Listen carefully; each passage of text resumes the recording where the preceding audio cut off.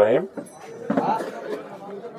আজকে ধানের শীষের আল্লাহ সৈয়দ সাহেবের পক্ষে এই বালাপাড়া কাচারিতে নির্বাচনী অফিস উদ্বোধনে উপস্থিত আজকের এই অনুষ্ঠানের সম্মানিত সভাপতি, এখানে উপস্থিত আছেন আমার শ্রদ্ধেয় চাচা, একটু আগে বক্তব্য দিলেন, কর্মী ইউনিয়নের সাবেক চেয়ারম্যান ও বিএনপির সাবেক সভাপতি জনাব কোহিনুজ্জামান লিটন, শ্রদ্ধেয় বড় ভাই শাহিন চৌধুরী, এখানে উপস্থিত আছেন বিএনপির সাবেক সাধারণ সম্পাদক রশিদুল ভাই থেকে শুরু করে যুবদলের আহ্বায়ক কর্মী ইউনিয়নের মামদু ভাই, মামুনুর রশিদ এবং স্থানীয় গণ্যমান্য আমার শ্রদ্ধেয় ব্যক্তিবর্গ, সবাইকে আমার সালাম, আসসালামু আলাইকুম।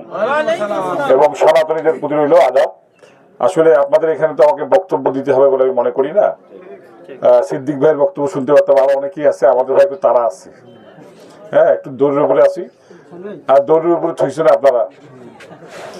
হ্যাঁ, ওই মাঝে মাঝে এখন ওই যেখানে সেখানে বিদ্যুৎ চমকায়, ভয় লাগে।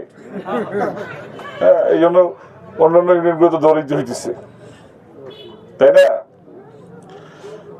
আমি আপনাদেরকে অবিশ্বাস করি না, আপনাদের প্রতি আমার শ্রদ্ধা আছে, ভালোবাসা আছে। এর আগে উপজেলা পরিষদ ভোট করছি, আপনারা ভোট দিচ্ছেন বালাপাড়াবাসী। মানুষ কি বলে বলুক, আমি অবিশ্বাস করি না, আপনারা সবাই ভোট দিবেন, আমি এটা জানি। আর একটা বড় বিষয় হচ্ছে যে আমার আব্বা আপনাদের কারো উপকার না করুক, ক্ষতি তো করে নাই। আর তার সাথে যিনি প্রতিদ্বন্দ্বিতা করতেছেন তাকে তো আপনারা দেখেনি নেই এর আগে। সবচেয়ে বড় কথা হইতেছে যে আমাদের এই এলাকার একটা দীর্ঘদিনের ঐতিহ্য যে আমরা কিন্তু সবসময় মানে এই উৎসবের সাথে ভোট দিতাম, বিশেষ করে চেয়ারম্যানি ভোটগুলা, বিগত আমলের ভোটগুলা। এই যে বালাপাড়ায় গত মানে একটা নির্বাচন একটা অনাকাঙ্ক্ষিত ঘটনা ঘটছে, যার কারণে প্রায় আমাকে ডিসি অফিসে অন্য জায়গায় জিজ্ঞেস করে সেন্টারটা নিয়ে। তা আমি তো এখানে কোনো এরকম কোনো সন্ত্রাসী বা আতঙ্কিত এরকম আতঙ্ক তৈরি করতে পারে এরকম কোনো লোক দেখি না। তা আমি কেন এখান থেকে নাম টাম দিব বা এই জায়গায় একটা মানে কি বলবো ঝুঁকিপূর্ণ সেন্টার ঘোষণা দিব। আমি আশা করি আগামী 12ই ফেব্রুয়ারি পক্ষ প্রতিপক্ষ যারা আছেন না কেন সবাই সুশৃঙ্খল ভাবে আসবে, ভোট দিবে। আমার সনাতনী ভাইরা যারা আছে, এ তো মানে শত বছর থেকে তারা এখানে বসবাস করে আসতেছি, কেন একটা ভোটের দিনে তাদের সাথে আমরা সম্পর্কটা নষ্ট করব? ভোট সেন্টারে যাবে, তারা তাদের পছন্দ মতো ভোট দিবে। সৈয়দ সাহেবের পক্ষে আমরা ভোট চাচ্ছি, এলাকার মানুষ মাটির দাবি, সেই জন্য ভোট চাচ্ছি। আপনাদের পছন্দ হলে তাকে ভোট দিবেন, নাহলে দিবেন না। আমি কি বলছি যে আমার আব্বাকে ভোট দিতেই হবে? কিন্তু খারাপ লাগে কখন, যখন শুধু ওই সেন্টারটা খুব ঝামেলা আছে, ঝুঁকিপূর্ণ। আর ভাই গন্ডগোল করলে তো আমরা করবো, এটা কর্মী ইউনিয়ন। এখানে ঝামেলা করবো তো আমরা করবো, এটা কর্মী ইউনিয়ন। তা আমরা কি বলছি যে আমরা ঝামেলা করবো? কার সাথে ঝামেলা করবো? যে লোকটার সাথে ঝামেলা করবো সেই লোকটাই তো আমাদের। আমরা কেন ঝামেলা হবে? ঠিক আছে না?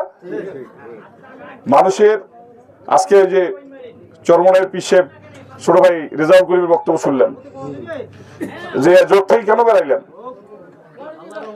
যে ওনারা যে কোরআন আর সুন্নাহর ভিত্তিতে দেশ চালাবে। আমি শেখ কি একবারও ওই বক্তব্য রাখছে শুনছেন নির্বাচনী জনসভায়? শুনছেন কি? তা আমাদের বাড়ির মহিলাগুলো তো এটাই বুঝাইছি, মহিলাদেরকে পর্দা নিয়ে এত কথা বলতেছে, এখন ওনার বাড়ির মহিলাগুলো বলে ভাসি গেছে, সবার বাড়ি বাড়ি যাচ্ছে। হ্যাঁ, ওনাতে কোনো সমস্যা নাই। যাই হোক, সমালোচনা করলে অনেক কিছু করা যায়। আর তাদের বক্তব্য হইতেছে প্রতিপক্ষ বিরোধী পক্ষ, সেটা বিএনপি হোক, খালেদা জিয়া হোক, সৈয়দ সাহেব হোক, তাদের বদনাম ছাড়া কোনো গঠনমূলক আলোচনা আছে? আমি সেটা করতে চাই না। আমি আশা করব আপনারা এটার জবাব, সমালোচনাকারীদের জবাব আপনারা 12 তারিখ ব্যালটে দিবেন। আর আমাদের এই অবহেলিত এলাকা, আপনাদের সন্তানকে যদি আপনারা সংসদ সদস্য নির্বাচিত করতে পারেন, যেহেতু একজন চাক্ষুষ সাক্ষী দিল যে উনি দুর্নীতি করে না, আপনাদের এলাকার উন্নয়ন না হওয়ার কোনো উপায় আছে? ইনশাআল্লাহ এই বালাপাড়ায় একটা নগর হবে, নগর। খালি এই কাছারি বাজার না, নগর গড়ে উঠবে, কথা দিয়ে গেলাম। আর বক্তব্য বাড়াবো না, সবাই আমার জন্য দোয়া করবেন, আমার আব্বার জন্য দোয়া করবেন, এবং অত্যন্ত সুশৃঙ্খল ভাবে 12 তারিখে যেন এখানে ভোটটা হয়, আপনারা সবার কাছে আমার অনুরোধ। ধন্যবাদ সবাইকে, আসসালামু আলাইকুম।